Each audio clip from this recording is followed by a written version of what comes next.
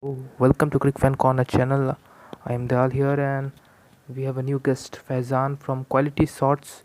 So he will be doing the analysis regarding Sri Lanka versus South Africa series. So hopefully you will enjoy the content and please press the like button if you enjoy the content and do follow the Faizan's channel Quality Shots. The link is in description box and he covers boxing, cricket and football. So how are you Faizan? I'm good, thank you. Thank you very much for having me on your channel. It's a pleasure to be on. And likewise, guys, if you haven't, please make sure that you subscribe to Crick Fan Corner. Love your videos. And yeah, I can't wait to get started on this discussion. Yeah. So Faizan, the first question has been is that the South Africa versus Sri Lanka series. If you see that the first Test match, the first day dominated by Sri Lanka, and then suddenly South Africa turning the tables and coming winning those matches. How do you analyze the first Test match if you see that Fab du Plessis making 190 hundred runs and Bavuma also making runs? Yeah, so Duplessis made 199 and Mavuma, I think it was 70. Yeah, you're right. On day one, Sri Lanka were completely, they looked in control, to be honest with you. And after day one, they looked like they were going to post a decent total. They posted, I think it was 396 in the end in that first innings. And yeah, it looked like Sri Lanka were going to be very competitive and actually looked in control. But I think, unfortunately for them, injuries was a big part of this series, and they picked up injuries such as Chandimal and Dhananjaya De Silva, who both got runs in that first innings. And Dhananjaya De Silva actually retired hurt on 70 odd runs and wasn't able to come back. And then to top it all off, it got even worse for them on day two. And Rajitha, who is one of their bowlers who actually opened the bowling for them, he only bowled a couple of overs. Then again, he got injured, and another one of their bowlers got injured. So eventually, they had to end up bowling with Kanaratne, the captain, who doesn't normally bowl. And so he was having to bowl. Kusal Mendes, I think, bowled a couple of overs as well. So that was really difficult. And Duplessis and Bavuma, as you mentioned, they cashed in and made sure, look, they batted extremely well. It was a weakened Sri Lanka bowling lineup, but in saying that, I think South Africa did very, very well, and I was very, very impressed with them. Yeah, the situation is that they have brought a new spinner Sri Lanka, that is Hasranga, Vajinendu Hasranga. He's an all-rounder, basically he's a bowling all-rounder. So how do you see him? Because he is debuting, he was taking 4 wickets. He was given a longer spells, but do you think that he's someone a promising star for Sri Lanka? Because since when he went to Pakistan for T20 series also, he was the man of the series there. So how do you think that? Yes, so he played in the LPL, didn't he, recently? The inaugural Yeah. LPL, the T20 franchise tournament in Sri Lanka, and he performed well there. Here again, as you mentioned, he is a good bowling all-rounder, leg spinner, has quite a good googly. Isn't a very big turner of the ball, doesn't get a lot of turn away from the bat, but he's a clever bowler, I would say. He's quite short and gets a bit of skid as well. He's not the type of bowler, for example, someone like Nathan Lyon, who gets a lot of overspin on the ball and it dips on a batsman and he gets more bounce. Hasranga doesn't bowl like that. He's a different type of bowler, but still quite effective. As he mentioned, he picked up quite a few wickets, especially in that first test. He actually ended up bowling 45 overs in that first innings, South Africa's first innings. So very good, I think, shift put in by him. And on his debut, he would have been hoping to bowl less than that, but unfortunately, because of injuries, he did. But I think he's very, very promising. And with the bat as well, he got quite a few runs this series, and I thought he looked quite good. And I think Sri Lanka are going to be looking at him for the upcoming tour. Well, England are going to be touring Sri Lanka soon, and Hasaranga will be quite key for them as their spinner. And I do think he can get runs as well. So he's a very good find, I think, on top of someone like Shanaka, who's a seam all-rounder, who I thought was quite good as well. Yeah, so uh, see if you assess the captaincy of Karuratne, he won in 2018 against South Africa in their South Africa condition. That was a big achievement for the Mm. first country to win in outside first Asian country to win outside in South African conditions. So, how do you assess his captaincy this year? Because First day, I thought that he was a very good captain because batting clicked. Then after that, everything South Africa was doing, it was going right and was not going in the favor of Sri Lanka. How do you assess his captaincy? Yes, I agree 100%. I think after day one, South Africa were in the ascendancy and they got better and better each day, and Sri Lanka got worse and worse, really. And the injuries played a big part. I think his captaincy I thought it was okay. It's difficult when you have so many injuries because Sri Lanka, I think everyone can agree, are not, this team and generation is not the strongest. Like before you had Jayawardene, Sangakkara, Jayasuriya, Jaminda Vas, these types of players. They don't really have that many players like that anymore in terms of talent wise. And Angelo Matthews was missing as well from the whole series, who is probably their best batsman. So I think it's difficult in the last. You're right, that last tour they performed so well, but I think you have to take into consideration Kusal Pereira hit an incredible 100 to win one of those test matches, and that's almost like a once in a lifetime knock from him. And I think it was like a perfect storm for them, really. That unfortunately they, yeah, they basically got caught at the wrong time. Sri Lanka with injuries, etc. But I thought his captaincy for me personally was okay. I think he's quite a solid captain. I don't think there's too much more he could have done. I think he did as well as he could have. Yeah. So, don't you think, Faizan, that the dependency on Dinesh Chandimal, if you see the Sri Lankan batting, it depends on how much Dinesh Chandimal scored, then only then that Sri Lanka batting will click. Because if you see the impact of Dinesh Chandimal on this team, he was out with injury, and I don't think any other batsman, Karun Ratne, scored runs in the second Test match in the second innings. But I don't think that anyone has that much capability which Dinesh Chandimal possesses in this Sri Lankan batting lineup. Yeah, I agree with you. Dennis Chandamal is very, very key, and as you mentioned, he's so important to them. And you saw that in the second Test match, right? Because he was missing, as was Dhananjaya De Silva, and they really missed him in the middle order because Kanaratne in that second innings he got 100 in that second Test match, but after that, the middle order collapsed, and that's what inevitably made sure that they didn't get a particularly good total, and they only ended up posting a lead of 67, which South Africa chased very easily. So I think you're right.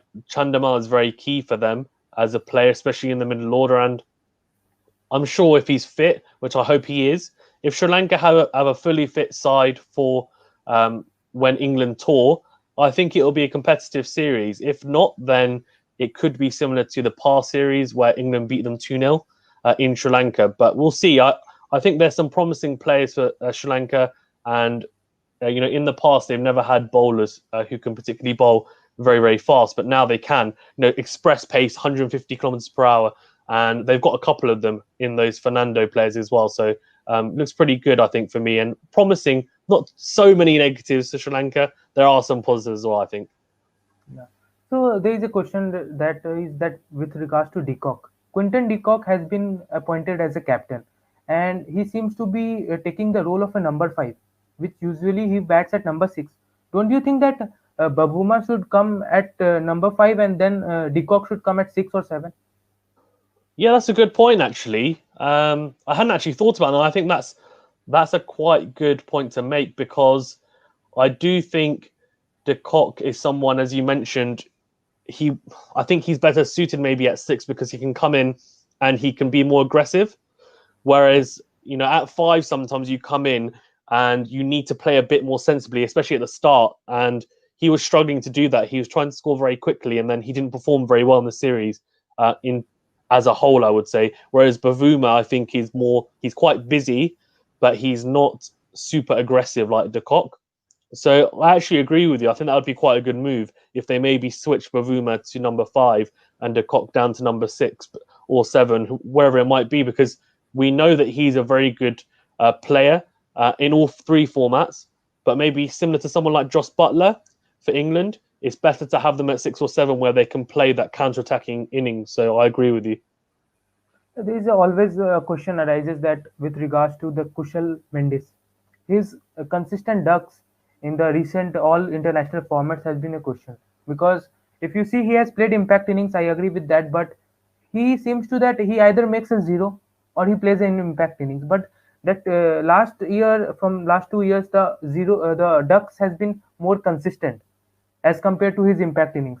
So how do you assess him? How much backing should Sri Lankan cricket give to Kushal Mendis? That's a really good question. I think Kusal Mendes was my biggest disappointment for the series because, as you said, he had a very promising start to his career, I would say. He's still quite young. I think he's 26, 25, 26 years old. He, as I said, he started quite well, but, 3 ducks, out of 4 innings is not a good return at all. And I think he's under pressure now, considering he is supposed to be one of those players at batting. I think he batted at 4 and 3. At 3 in one of the matches and 4 in the other. And I think he is a player that needs to get runs. And if he doesn't, for example, in that England tour, when England come over, if he doesn't get runs in that series, I think, as you said, then they may drop him. And I think that would probably be the right thing to do, because it's probably, not just to drop him and say, we're never going to look at you, but drop him and maybe he can go get some confidence back and then come back in. So he's a very talented player. He just hasn't been in the best of form, I think, as of late. Bilkul. Absolutely. Because if you see that with regards to, I am talking about Faf du Plessis, his impact, he was dropped as a captain in Test cricket, in one day cricket, but the South African cricket is backing him as a batsman. So, and he's giving those impact innings to South African cricket. So, how do you think that he's the transition phase in which South Africa is? How much du Plessis can help the South African cricket in this transition phase? Yeah, he can help them a lot. It's funny because the South African media actually put du Plessis under a lot of scrutiny and said that maybe he shouldn't be included in the test side against Sri Lanka. But he very quickly shut them down by getting 199, right? So in a very good fashion, very impressive knock from him. And he has, I think, cemented his place amongst Dean Elgar as the 2 best batsmen in that side, I think, for South Africa, and he can help those players coming through for sure. And I think it's funny you say about how he can help South Africa in the transition phase, because Sri Lanka are in a similar phase, and I think, for example, Chandimal, you mentioned, is so similar, and du Plessis, I think, he's such a good player, but he'll help the youngsters just as Chandimal will in that middle order. So I think du Plessis is very, very, key for South Africa going forward now, especially to help people like Van der Dussen, who's very good, who looks quite good but hasn't been great, I think, as yet. People like that, I think he can definitely help coming through. Yeah, but Faizan, I have to ask one question, that with regards to Dean Elgar, he has been very good in home conditions. I agree with that. But don't you think that he has to perform in subcontinent and outside his home conditions, because that is more important for him, because his knocks have not come in the subcontinent. He has made good innings in his home conditions, but if we don't make a subcontinent, he's not going to a next level, which I think. What are your views regarding that? Yes, I agree with you. I think it's funny you say about home condition. I do agree that he performs a lot better at home. If you actually look at stats, I think it's since the start of 2019, he has the best stats out of any test opener.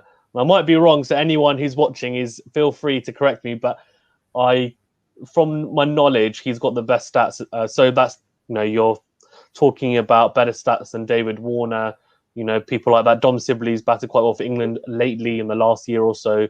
So, people like that. And I think, this tour of Pakistan, which is coming up for South Africa, this will be quite key, because if he scores runs there, then, as you said, he would have scored runs in the subcontinent and he'll carry on that form. One thing that he has actually changed as part of his game is, before he used to bat almost like an anchor, so similar to someone like Alistair Cook, where he would bat at a strike rate of only 25, 30, 40. But now he's looking to score at a strike rate around 65, 70, 75.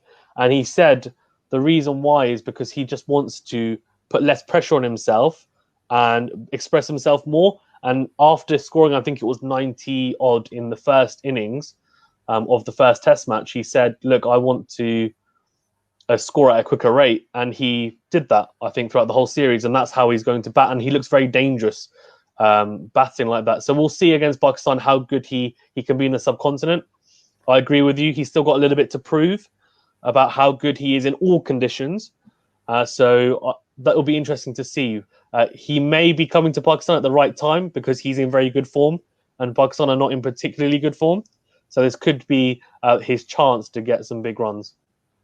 Yeah, but there has always been a question, Faizan, that with regards to Enric Nokia, his performance in the Test cricket is rising up and up.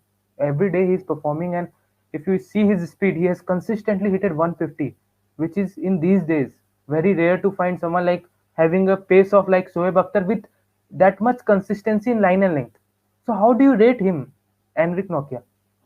He's such an exciting talent. Seriously, so exciting to watch. And I guess you guys who have seen him in the IPL as well, you must have been really happy seeing him, playing in the IPL. This guy is he is the definition of an express bowler, isn't he? He really is. He runs in bowling, as you said, 150 kilometers per hour regularly. And yeah, he is just, for me, an incredible bowler in terms of talent-wise. And before he was seen as someone who would just bowl short and quick, but now he's started to trust himself in Test cricket, bowl good length, and also, I think, bowl those Yorkers like he did in that Sri Lanka match. So, yeah, I think he's a very good talent.